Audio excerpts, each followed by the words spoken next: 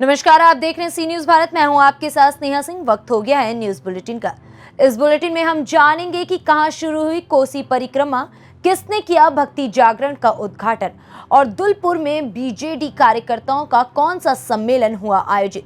ऐसी तमाम खबरों पर विस्तार से करेंगे चर्चा। तो चलिए शुरू करते हैं खबरों का सिलसिला।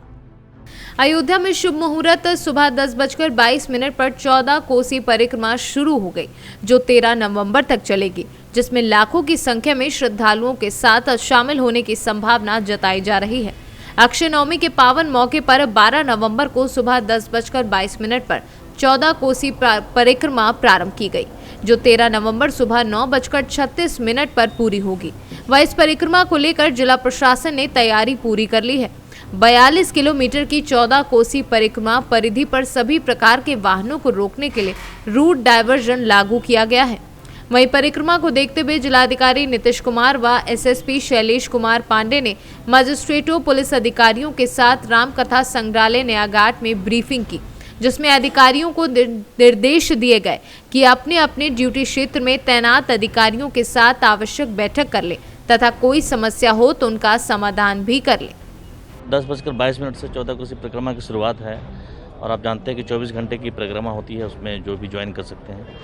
और जो श्रद्धालुगण आ रहे हैं तो उसके लिए हम लोगों ने प्रॉपर इंतजामात किए हैं और रोड्स भी रिपेयर कर दिया गया है, सब रोड भी रिपेयर कर दिया गया है। और हम लोगों ने प्रयास किया है कि लाइटिंग की प्रॉपर व्यवस्था हो और बेहतर तरीके से सब है व्यवस्था की गई है। और हम लोगों ने नदी घाट के किनारे और नदी में जल पुलिस भी की व्यवस्था की गई है, एसडीआरएफ की व्यवस्था की गई है। तो इसमें पूरी व्यवस्था हम लोगों ने कर दी है। और अभी रात में भी हम लोगों ने मजिस्ट्रेट की, सेक्टर मजिस्ट्रेट की, जोनल मजिस्ट्रेट की, पुलिस मजिस्ट्रेट की, पुलिस और मजिस्ट्रेट की ब्रीफिंग की गई है, कोऑर्डिनेशन बैठक की गई है और इन लोगों को ब्रीफ कर दिया गया कि अपने अपने पॉइंट्स को देख लें और कल से ड्यूटी इन लोग स्टार्ट करेंगे और बेहतर तरीके से समन्वय स्थापित कर। देखिए, हम सभी अवगत हैं कि अयोध्या में परंपरागत तरीके से 14 कोसी परिक्रमा जो कल शुरू हो रही है, उसके उपरांत पंचकोसी परिक्रमा तथा इस पूरे ड्यूरेशन में कार्तिक पूर्णिमा तक जो मेला रहता है उसका आयोजन हो रहा है। इसको दृष्टिगत रखते हुए व्यापक सुरक्षा व्यवस्था सुनिश्चित कराई गई है। परिक्रमा मार्ग को विभिन्न जोन, सेक्टर, सब सेक्टर्स में डिवाइड किया गया। साथ ही साथ मोबाइल ड्यूटीज़ के साथ साथ स्टैटिक ड्यूटियाँ लगाई गई हैं। सिविल पुलिस, पीएससी, महिला पुलिसकर्मियों की, इंटेलिजेंस की टीम, एटीएस की टीम, रेडियो शाखा से जो हमारी टीम है, उसके अतिरिक्त फायर ब्रिगेड की जो गाड़ियां हैं उसमें डिप्लॉयड की गई हैं। आज उसी के संदर्भ में एक डिटेल्ड ब्रीफिंग रखी गई थी, जहां पुलिस और प्रशासन तथा अन्य सभी विभागों के अधिकारी कर्मचारी उपस्थित थे, जहां अब तक की तैयारियों की समीक्षा तथा आने वाले जो आयोजन है उसमें किस तरह की व्यवस्था रहेगी, इसके बारे में सभी को ब्रीफ किया। अयोध्या से सी न्यूज संवाददाता अमित की रिपोर्ट। नीलांबर पीताम्बरपुर प्रखंड के कोटखास पंचायत अंतर्गत कुशवाहा टोला में छठ पूजा के अवसर पर भक्ति जागरण का आयोजन किया गया। इस आयोजन के मुख्य अतिथि एसडीपी और सुरजीत कुमार और विशिष्ट अतिथि अविनाश देव ने फीता काट कर किया भक्ति जागरण का उद्घाटन। वहीं सभी मुख्य अतिथि को कमेटी के लोगों ने शॉल और छोटे पौधे देकर सम्मानित किया। झारखंड से सीनू संवाददाता अवध किशोर राय की रिपोर्ट। पापड़ा हांडी प्रखंड के दुलपुर के पास आज बीजेडी कार्यकर्ताओं के सम्मेलन के साथ मिश्रण समारोह आयोजित किया गया। इस अवसर पर डाबू गांव के विधायक मनोहर रांधरी, जिला परिषद अध्यक्ष भगवती भत्रा, आदिवासी विकास परिषद के पूर्व अध्यक्ष मोतीराम नायक, सोमनाथ विशोई, श्रीकांत सासमौल, तुलसा भत्रा प्रमुख रूप से उपस्थित थे। बैठक में आगामी चुनाव की रणनीति तैयार की गई।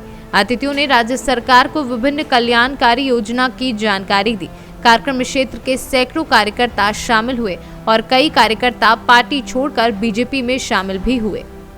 उड़ीसा से सीनू संवाददाता मोहम्मद गुफरान की रिपोर्ट।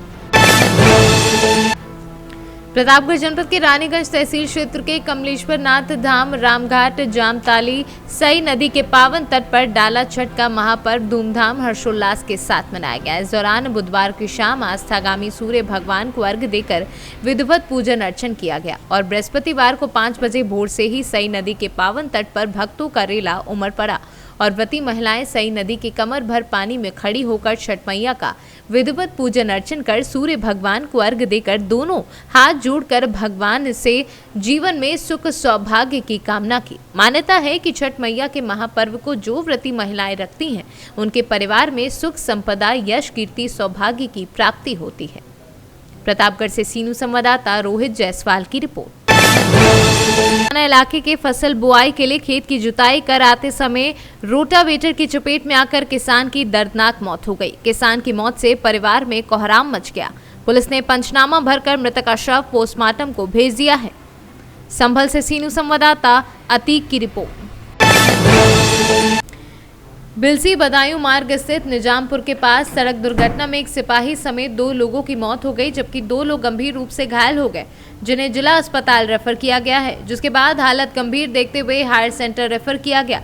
जानकारी के मुताबिक पता चल पाया है कि बिलसी थाने में तैनात कांस्टेबल तनुष तथा कांस्टेबल नागेंद्र समेत 4 लोग एक गाड़ी पर सवार थे, जिनमें निजामपुर के पास सड़क दुर्घटना में अनुज तथा अनिल तोमर की मौत में जुट गई है। वहीं नागेंद्र तथा पवित्र उपाध्याय गंभीर रूप से घायल हैं, जिन्हें हायर सेंटर रेफर किया गया है। जानकारी मिलने के बाद बिलसी कोतवाल दिनेश कुमार शर्मा घटनास्थल पर पहुंचे और सभी पुलिसकर्मियों ने दुख व्यक्त किया। बदायूं से सीनू संवाददाता नईम अब्बासी की रिपोर्ट। बदायूं के निजामपुर गांव के पास अज्ञात वाहन ने कार सवार 4 लोगों को टक्कर मार दी। सिपाही सहित 2 लोगों की मौत हो गई, वहीं 2 की हालत गंभीर है। पुलिस जांच में जुटी हुई है। बदायूं से सीनू संवाददाता ओमवीर की रिपोर्ट। बांदा में दबंगों के हौसले इतने बुलंद नजर आ रहे हैं। वर्चस्व को लेकर के 2 गुट आपस में एसपी आवास के गेट के बाहर भिड़ गए, जिसके बाद एक पक्ष ने दूसरे पक्ष के ऊपर अवैध असलहे से गेट के सामने तमंचा तान दिया। इसके बाद वहां मौजूद लोगों ने घटनाक्रम को देखते हुए पूरे मामले की सूचना स्थानीय पुलिस को दी। इसके बाद मौके पर पुलिस पहुंची और 4 लोगों को हिरासत में लेकर पूरे मामले की तफ्तीश में जुट गई। थाना कोतवाली नगर बांदा के सिविल लाइन क्षेत्र में जिला अस्पताल के सामने कल शाम को 2 पक्षों में आपस में लड़ाई झगड़ा मारपीट की सूचना हम लोगों को मिली थी, जिसमें तत्काल पुलिस ने पहुंचकर इन लोगों की तलाशी ली तो सुनील कुमार से एक देसी तमंचा भी बरामद हुआ है, जिस पर हम लोगों ने अभियोग पंजीकृत कर लिया है। विधिक कार्रवाई कराई जाए। बांदा से सीनू संवाददाता कासिद अली सिद्दीकी की रिपोर्ट। हमीरपुर में जिलाधिकारी डॉक्टर चंद्रभूषण त्रिपाठी ने कलेक्ट्रेट स्थित विभिन्न विभागों का औचक निरीक्षण किया। परिसर में साफ सफाई सहित सभी व्यवस्थाएं दुरुस्त करने के निर्देश दिए। न्यायालय उप संचालक चकबंदी में जाकर दस्तावेजों का निरीक्षण किया। मामला जनपद हमीरपुर के मुख्यालय स्थित कलेक्ट्रेट परिसर का बताया जा रहा है। हमीरपुर से सीनू संवाददाता राम सिंह राजपूत की रिपोर्ट। गांव स्तर पर गौशालाएं खोलने की योजनाएं तैयार करने के दावे किए जा रहे हैं। वहीं दूसरी ओर गर्मी के मौसम में चारे की तलाश व पानी की प्यास बुझाने के लिए दर्जनों गायें दर-दर की ठोकरें खाने को मजबूर हैं। जिन गांव में गौशालाएं हैं वह भी गायें दुर्दशा का शिकार हैं तथा गौ सेवा के नाम पर गौ संरक्षण का दंप भरने वाले गौभक्त सब कुछ जानते हुए भी अनजान बने हैं। ग्राम पिपलिया मोलू में ऐसा ही एक मामला सामने आया है, जिसमें किसी हादसे में गंभीर रूप से घायल हुई गाय को तड़पता देख ग्राम पंचायत पिपलिया मोलू के सरपंच नासिर खान ने उसे आश्रय प्रदान करने तथा उपचार दिलवाने के लिए क्षेत्र के पशु सहायक को बुलाकर घायल गाय को उपचार प्रदान करवाया। उज्जैन से सीनू संवाददाता सुरेश जाटवा की रिपोर्ट। फिलहाल इस न्यूज बुलेटिन में बस इतना ही। देश विदेश की ऐसी तमाम खबरों को देखने के लिए बने रहें सी न्यूज भारत के साथ।